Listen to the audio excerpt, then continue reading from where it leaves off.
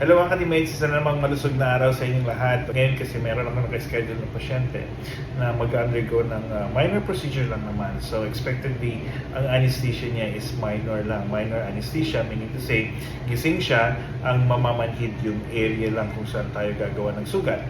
Tapos, hindi siya nagpaalam, lumabas siya, kumain lang daw siya kasi hindi pa daw siya kumakain.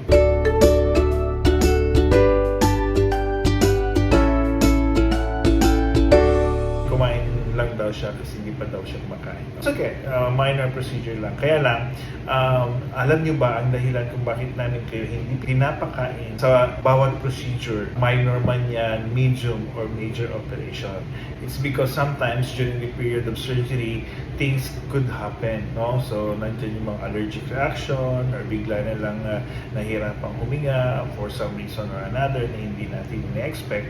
Okay, it is good for the stomach to be empty kasi sometimes baka darating tayo sa punto na kinakailangan tayo maglagay ng mga tubo sa bunganga o kung sa alinmang parte ng katawan, yung kinain natin dito ay lalabas yan at pag lumabas luluwa ninyo, tapos pag umihinga kayo, bigla kayo huminga kasi naggagasp yan papasok yan sa baga, yung mga kanin o yung mga ulam na kinain mo, papasok sa baga at napaka-dangerous po yun. Yung tinatawag nating aspiration, no? So pag pumunta yung mga pagkain doon sa lungs ninyo, syempre babaraduhan yan at hindi yan magpo-function ng tama at pwedeng maging source or magiging sanhi ng hindi paghinga.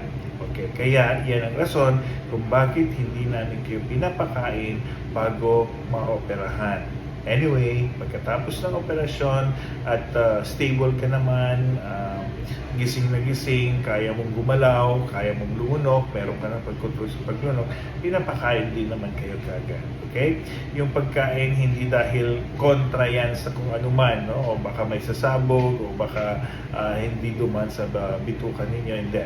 So, it is a precautionary measure so that your stomach will be empty, so that in any case of emergency where we need to intubate or put artificial airways in you, clean siya. So wala siyang, hindi kayo magbabamit ng mga food particles na magbabarado doon sa inyong airway. Okay?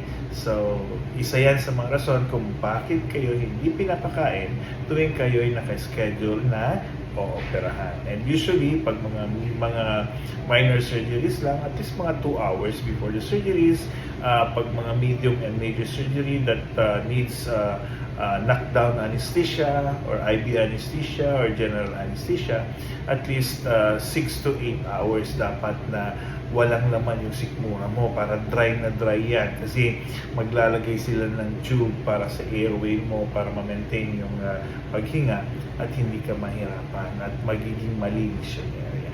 Okay? So, yan ang rason kung bakit hindi kayo pinapakain. Hindi dahil trip-trip lang namin nagutumin kayo, no? Hindi. So, meron pong rason. Okay? Bye!